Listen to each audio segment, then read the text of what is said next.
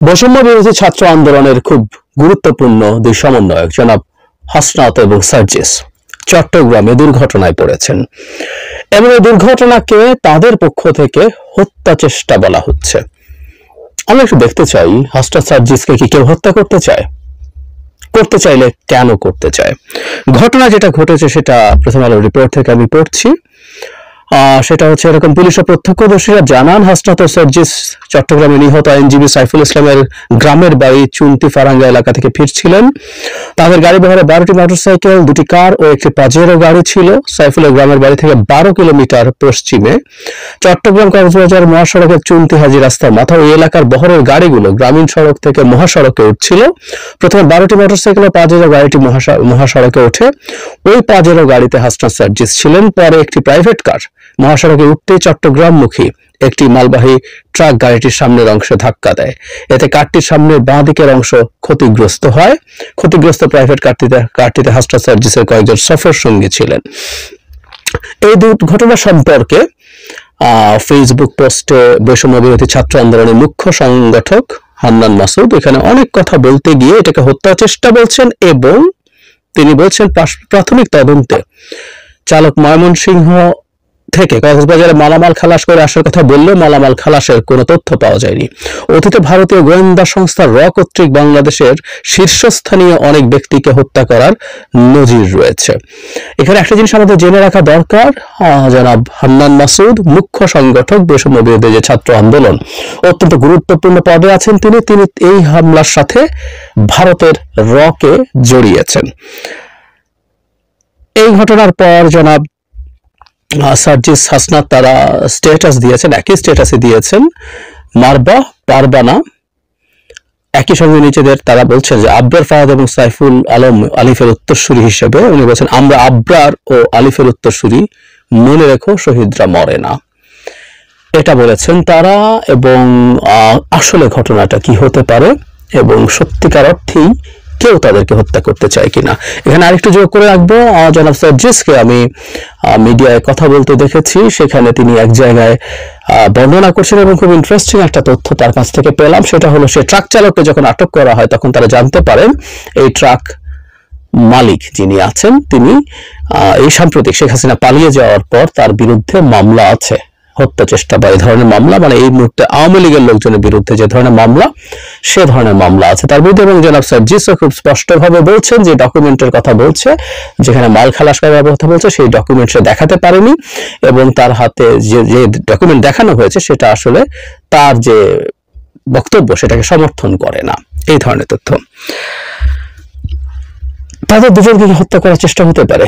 উত্তর হচ্ছে পারে, নানা দিক থেকে পারে, সে সম্ভাবনা নিশ্চয়ই আছে, নিশ্চয়ই আছে। কারণ আমরা জানি আমাদের এই শেখ হাসিনা পতনের সাথে যে কয়েকজন মানুষকে আমরা ওই সময়টাতে অন্তত প্রচুর সামনে দেখেছি, তাদের মধ্যে হাসনাত সার্জিস ছিলেন। আমাদের মনে থাকার কথা কিছুদিন আগে শেখ হাসিনা যখন হুমকি দিচ্ছিলেন, হুমকি কাদেরকে এসে দেখে নেবেন এই তালিকা দিচ্ছিলেন সর্বশেষ একটা ফোন কলে, সেখানে তিনি সরকারের উপদেষ্টা এবং সমন্বয়কদের কথা বলছিলেন। সুতরাং হাসনাত সার্জিসরা শেখ হাসিনার টার্গেটের তালিকায় আছে, আর অনেকে আছে কিন্তু তারা একেবারে তালিকার প্রথম দিকে থাকবেন, মানে সব সমন্বয়করা, এর বাইরেও লোকজন টার্গেটে থাকতেই পারেন, তিনি যদি একবার চট করে ঢুকে পড়তে পারেন। ফলে তার ক্ষুব্ধতা আছে এবং এই ক্ষুব্ধতার কারণেই এই দুজন বা আরো অন্য কোন সমন্বয়করা নিশ্চিতভাবেই হামলার শিকার হতে পারেন, তাদের মৃত্যু ঝুঁকি বা প্রাণের ঝুঁকি আছে, এটা ভুল না। জনাব হান্নান মাসুদ যেটা বলেছেন সেটাও উড়িয়ে দেওয়া যাবে না, কারণ সাম্প্রতিক সময়ে ভারতের বিরুদ্ধে প্রচুর রেটরিক ব্যবহার করছেন এই সমন্বয়করা।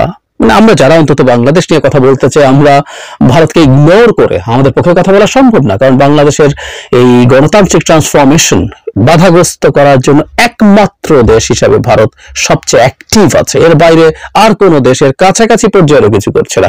সবাই আমাদের এক ধরনের সমর্থনই করছে, কিন্তু ভারত এটা করছে। ফলে ভারতকে সমালোচনা করা ছাড়া, ভারত যা করছে সেটাকে প্রতিবাদ করা ছাড়া আমাদের এই বর্তমান সময়ে কোনো আলোচনা হতে পারে না। এবং একেবারে সাম্প্রতিক সময়ে জনাব চিন্ময়কে কেন্দ্র করে একজন মুসলিম আইনজীবীর হত্যাকাণ্ড আমরা দেখেছি, যে তার দাফনে গেছেন সমন্বয়কেরা এবং সেখানে জনাব সার্জিস খুবই টাফ বক্তব্য দিয়েছেন ইসকনের বিরুদ্ধে। এর আগে আমাদের নানা সময়ে আলাপগুলো করতে হয়েছে। বারবার বলছি, ভারতকে বাদ দিয়ে আমাদের এখনকার পলিটিক্যাল ন্যারেটিভ কোনোভাবে এস্টাবলিশড হবে না। সুতরাং ভারতও ক্ষুব্ধ থাকতে পারেন, এবং ভারত এই কিছুদিন আগেই, কয়েক মাস আগেই কানাডাতে, আমেরিকাতে মানুষজনকে, শিখ নেতাদেরকে খুন করার হিস্ট্রি আছে, যেগুলো আমেরিকা আর কানাডা অফিসিয়ালি বলছেন। আমি বলছি না তাদের ক্ষেত্রে ভারত এই চেষ্টা করছে, কিন্তু সেদিক থেকে যে ঝুঁকি নেই এটা উড়িয়ে দেওয়া যায়, এটা বলা যাবে না, আমরা এটা উড়িয়ে দেব না। শুধু তারা নন, আরো যারা আছেন, যারা ভারতকে ডিল করে, ভারতের প্রবলেম সামনে এনে কাজ করতে চান, প্রত্যেকের জীবনে একই রকম ঝুঁকি আছে। এবং বলা বাহুল্য যে এটা শেখ হাসিনার দিক থেকে স্পন্টেনিয়াসলি আসবার যথেষ্ট বেশি কারণ আছে। এবং আমরা বহুদিন থেকে এই কথা বলার চেষ্টা করছি যে তাদের প্রচুর ফান্ড আছে, তারা সেটা এখানে ইউজ করতে চাইবে, এত টাকা আছে, তাদের পক্ষে এটা করা খুব কঠিন কিছু না। সুতরাং এটা যদি সেই চেষ্টা নাও হয়ে থাকে, তর্কের খাতিরে বলছি, তারা যেভাবে বলছে এটা সেই সম্ভাবনা আছে, কিন্তু আমরা গাড়িটা যতটুকু ভেঙেছে তাতে আমার কাছে মনে হয়েছে যে ট্রাকটা যদি ফুল ফ্লেজেড আঘাত করার চেষ্টা করতো, আমি আসলে ঘটনাটা ওই সময়টা জানি না, এটা একটা দুর্ঘটনাও যদি হয়ে থাকে, সাধারণ দুর্ঘটনা, কারণ যে পরিমাণ ক্ষয়ক্ষতি হয়েছে তাতে মনে হয়েছে ট্রাকটাও কি তার ট্রাক থামানোর চেষ্টা করছিলেন, কারণ একটা ট্রাক মোটামুটি গতিতে যদি সংঘর্ষ হতো আরো অনেক বেশি ক্ষয়ক্ষতি হতে পারত। সো ট্রাকটাও কি থামানোর চেষ্টা করেছে, এই প্রশ্ন আসতে পারে।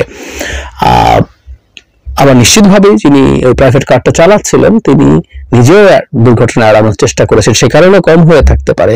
What ever it is, situation যেটাই হোক না কেন, এটা তাত্ত্বিকভাবে বলছে, এটা যদি দুর্ঘটনা হয়ে থাকে, আমি বলছি না, এটা যারা ছাত্র সমন্বয়করা আছেন তারা যা দাবি করছেন সেটাই হওয়ার সম্ভাবনা থাকবে, কিন্তু যেটা দুর্ঘটনা হয়ে থাকে এটা একটা ওয়েক আপ কল। এই মানুষগুলো যারা আছেন তাদের আসলে সতর্ক হওয়ার সময় এসছে। আমি একটা কথা, আমরা অনেকেই এই কথাটা প্রচুর বলছি, বাংলাদেশে ঝামেলা বাঁধিয়ে শেখ হাসিনা আবার এখানে পুনর্বাসিত হবেন, সেটা হবে না। আমি এটুকু খুব স্পষ্টভাবে বুঝি, এমনকি ভারতও চাইবে না শেখ হাসিনা আবার বাংলাদেশে এসে শেখ হাসিনাকে আবার বাংলাদেশে পুনর্বাসন করে কোনো পরিকল্পনা সাজাতে, কিন্তু যত রকম সম্ভব তত রকম ডিস্টার্ব করার চেষ্টা করবে তারা। আমি শেখ হাসিনার ফোন কলগুলো একটা ক্লিয়ার মেসেজ আমাদেরকে দেয়, অত্যন্ত প্রতিশোধ পরায়ণ মানুষ, ভিনডিকটিভ মানুষ তিনি, তার ভেতরে ক্রমাগত প্রতিশোধ নেবার আগুন জ্বলছে, তার প্রত্যেকটা শব্দ, প্রত্যেকটা বাক্য ব্যবহার সেই রকম।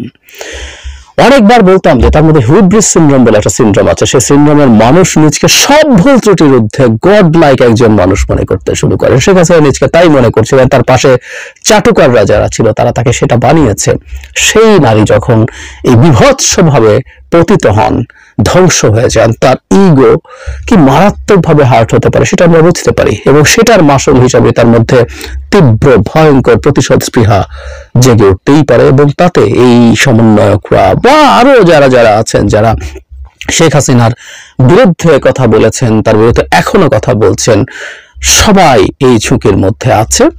এবং বলা বাহুল্য, শেখ হাসিনার পতন তো শুধু তার পতন না, শেখ হাসিনার পতনে আসলে অনেক বেশি পতন হয়েছে রাষ্ট্র হিসেবে ভারতের, তার ফরেন পলিসি, তার নেইবারহুড পলিসি, এগুলো প্রত্যেকটা ডিজাস্টার হয়ে গেছে। সুতরাং তাদেরও একই রকম অ্যাটিটিউড, এবং ভারত ব্যক্তি শেখ হাসিনার মতো ইগোয়েস্টিক। বহু সময় বলি যে সুপার পাওয়ারের ইগো থাকতে হয় না, ভারত এই কারণে সুপার পাওয়ার হবে না যে তার তৃতীয় শ্রেণীর ইগো থাকে শিশুদের মতো। সো সেটাও একটা ফ্যাক্টর সামনে আছে, ফ্যাক্টর মাথায় রাখতে হবে। সবকিছু যোগ করে আমরা বলবো যে বিশেষ করে যাদের এই ঝুঁকির পরিমাণ বেশি তাদের দিকে সরকারের দৃষ্টি রাখা দরকার, এবং তাদের জন্য প্রয়োজনীয় ব্যবস্থা নেওয়া, এটা অ্যাসেস করতে হবে, অ্যানালাইজ করতে হবে। এবং বহুবার বলেছি, আমরা সাম্প্রতিক কিছু ঘটনায় আমরা দেখেছি যে সরকারের গোয়েন্দা নেটওয়ার্ক খুব ভালো মতো কাজ করছে না। সো গোয়েন্দারা যদি ঠিকঠাক মতো কাজ করেন এবং গোয়েন্দারা যদি তাদের পারফরমেন্স ধরে রাখতে পারেন একটা অপটিমাম লেভেলে, এই ধরনের অনেক কিছুই আসলে আগাম তথ্য পাওয়া সম্ভব, এবং এটাই এখন এনশিওর করতে হবে। কারণ সত্যিকার অর্থেই যে সবাইকে পুলিশ পাহারা দিয়ে কন্টিনিউয়াসলি চালানো নেয়া খুব সোজা ব্যাপার না। আর আপনারা যখন রাস্তায় যাচ্ছি তখন আসলে এই ধরনের প্রবাবিলিটি তো এড়িয়ে ফেলা খুব কঠিন হবে। আর সরকারেরও বাইরে আমি দাবি করব, আমি চাইবো এরা খুবই তরুণ। আমি যারা সমন্বয়ক আছেন বা এই মুভমেন্টের সাথে আছেন তাদের কথা বলছি। এই তরুণদের নিজেদের দিক থেকে যতটা সম্ভব সতর্ক তাদের থাকতে হবে। এটা একটা ওয়েক আপ কল। তাদের যে কারোর উপরে যে কোনো ধরনের বিপদ এসে হাজির হতে পারে। তাদেরকে আমি সতর্ক থাকার জন্য বলবো, তারা সতর্ক থাকুন। তারা আমাদের দেশে খুব গুরুত্বপূর্ণ। প্রিয় দর্শক শ্রোতা, ইতিমধ্যে আইনজীবী আলিফ হত্যাকাণ্ডের বিচারের দাবি করেছেন ডক্টর ফরহাদ। প্রিয় দর্শক শ্রোতা, ডক্টর ফরহাদ ইতিমধ্যে বিচারের দাবি করেছেন আইনজীবী হত্যার, এবং খুব শীঘ্রই আমরা আশা করছি আইনজীবী হত্যার বিচার শুরু হবে। প্রিয় দর্শক শ্রোতা, আপনারা সবাই জানেন যে কিভাবে নৃশংসভাবে ইসকন হত্যা করেছে আমাদের ভাই আইনজীবী ভাইকে চট্টগ্রামে। প্রিয় দর্শক শ্রোতা, আপনারা সবাই জানেন বাংলাদেশে একটি সংগঠন, যে সংগঠন হলো ষড়যন্ত্রকারী সংগঠন, ষড়যন্ত্রকারী দুশ্মন, ইসলামের বড় দুশ্মন, সেই সংগঠন হলো ইসকন।